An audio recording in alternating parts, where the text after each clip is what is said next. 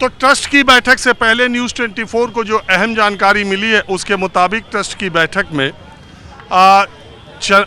अनिल मिश्रा और चंपत राय की छुट्टी होने के साथ साथ ये भी तय है कि एसबीआई के साथ जो करार राम मंदिर ट्रस्ट का है वो भी टूट सकता है और अब जिम्मेदारी किसी दूसरे बैंक को दी जा सकती है।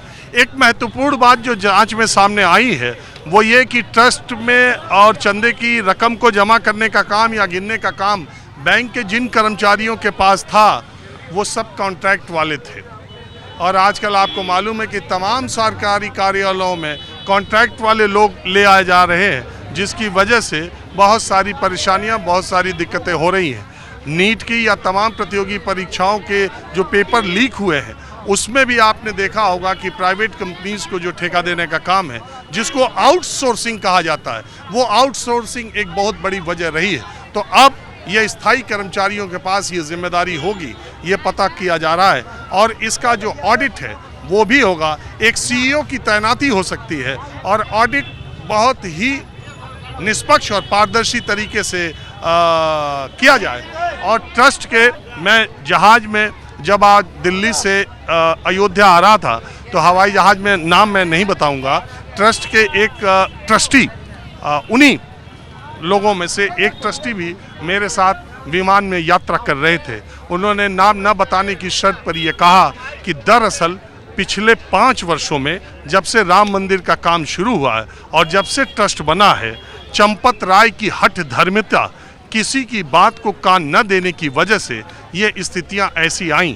बीच में मंदिर के ट्रस्ट की बैठक ऑफलाइन हुई, यानी अयोध्या में भी हुई और ऑनलाइन भी हुई, लेकिन बैठकों में ऑडिट को लेकर जिस तरह से चर्चा होनी चाहिए थी या जब जमीन खरीद की अनियमितताओं के बारे में बातें हुई थी, तभी उसी समय अगर इन चीज़ों पर नियंत्रण पाया गया होता और चंपत राय ने दूसरे की शिकायतों को कान देने का काम किया होता तो आज ये स्थिति नहीं आती और इससे करोड़ों लोगों की आस्थाओं को आघात पहुंचा है। ये शब्द उनके थे, मैं उनका नाम नहीं ले रहा हूं क्योंकि मैं उनका बहुत सम्मान भी करता हूं और वो बातचीत में, चूँकि यात्रा के दौरान मैंने उनको प्रणाम करके बातचीत करना जब शुरू किया तो उन्होंने चर्चा के दौरान जो बातें कही उसमें सबसे महत्वपूर्ण बात है कि एक व्यक्ति चंपत राय ने उनका क्या है नहीं है इसका कोई जांच में सामने आएगा, लेकिन उनकी हठ धर्मिता की वजह से उनके नीचे दाएं बाएं या उनकी जानकारी या उनकी बेरा जानकारी, एक 5 वर्षों में बहुत बड़ा खेल श्री राम जन्मभूमि मंदिर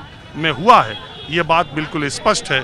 3 बजे कल बैठक होनी तय है। अभी तक जो मेरी जानकारी है, जो नित्य गोपाल दास जी महंत मणिराम दास छावनी के जहाँ मैं गया था वही इसके अध्यक्ष है और वो अभी अस्वस्थ है, अभी लखनऊ के एक प्राइवेट हॉस्पिटल में एडमिट थे, अभी डिस्चार्ज होकर के अयोध्या आए हैं। चलने फिरने में उनको दिक्कत होती है, इसलिए मणिराम दास और अध्यक्ष भी हैं, इसलिए बैठक का स्थान वही है। लेकिन अभी कहा जा रहा है कि सुरक्षा की दृष्टि से तमाम वजहों से हो सकता है कि किसी दूसरी जगह ट्रस्ट की बैठक हो।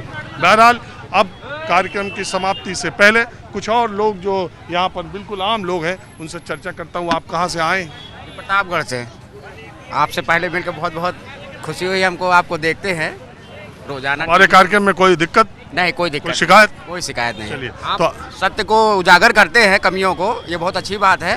अच्छा, और ये बताइए कि ये जो चोरी का उजागर हुआ है, ये चोरी जो हुई है, चोरी तो मेरा मानना है कि राम भक्तों ने प्रभु श्री राम के जन्म स्थान को बनाने के लिए अपना जो समर्पण किया था वो निस्वार्थ भाव से किया था। क्योंकि मैं भी उसी पहलू में एक जुड़ा हुआ हूँ। मैंने भी 10-10 रुपए की पर्चियाँ घर घर जाके काटी थी और 1 रुपये भी उसमें मैंने कभी भगवान के नाम पर अपने जेब में रखने की कोशिश नहीं की। मुझे डर था कि भगवान श्री राम देख रहे हैं। यहाँ मंदिर में से उठा ले गए। लाखों रुपए हमने भी जमा किया था जब राम जन्मभूमि का जो 10-10 रुपये का पर्ची समर्पण राशि कर रही थी तो हमने भी जमा किया था। और उसी का थोड़ा सा एक खेद होता है कि इतना कुछ करने के बाद अगर ट्रस्ट में कोई गड़बड़ी आ रही है तो ये राम भक्तों के मन में एक थोड़ा सा ग्लानि भी है और थोड़ा सा एक भावुक भी है, मन भावुक भी है कि ऐसा नहीं होना चाहिए था। ये राम की आस्था पर चोट है, क्योंकि राम सिर्फ हिंदुस्तान में नहीं रहते हैं, राम विश्व में जहाँ जहाँ हिंदू व्याप्त हैं वहाँ वहाँ हैं।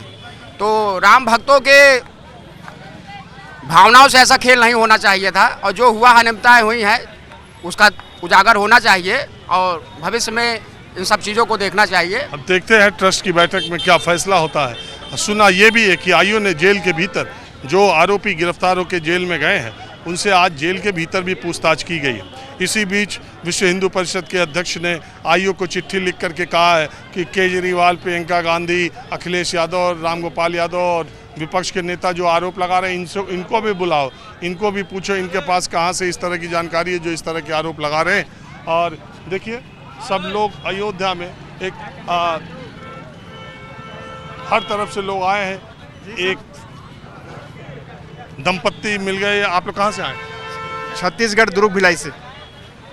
मैं देख रहा हूँ आपने फोटो खिंचवाई और पिछले 5-7 मिनट से आप लोग देख ही रहे हैं फोटो अच्छी आई है कि नहीं आई। फोटो बहुत अच्छी आई है, बहुत अच्छी आई है। यहाँ से बच्चों को डाउनलोड करके बच्चों को सेंड किए, इसलिए थोड़ा 2 मिनट टाइम लग गया मैं उसका। देख रहा था आप लोगों को कि आप भेज रहे थे, बता रहे थे कि हम अयोध्या पहुँच गए। जी जी बिल्कुल वही है। आए बच्चे घर में पढ़ाई वाले हैं, सब अपने कॉलेज में लगे, वो आ नहीं सके साथ में, तो उनको भेजना जरूरी है कि मम्मी पापा एंजॉय कर रहे कि नहीं कर रहे राम की नगरी में। इसलिए अच्छा लगा ना? बहुत शानदार। अगर कोई इंसान अयोध्या नहीं आया तो कहीं कुछ नहीं देखा भविष्य में, ये मान लीजिए। इतना शानदार मंदिर है राम नहीं तो अलग बात, मंदिर बहुत बढ़िया, अयोध्या बहुत बढ़िया। व्यवस्था पता बहुत नहीं बढ़िया आप है। पहले आए थे कि नहीं? नहीं, मैं 1993 में आया था। तब तो एकदम ही बुरा हाल था। मैं तो पंडाल में देखा रामलला को, मैं कहने का मतलब मैं उस समय देखा और था। मैं भी 20-22 साल से आ रहा हूँ। मैं तो हमेशा कहता हूँ ऐसी अयोध्या किसी ने सोचा नहीं होगा कि बनेगी, लेकिन अब मसला दूसरा हो गया। क्या बोले उसके बारे में, तो वो तो बहुत पीड़ा का है।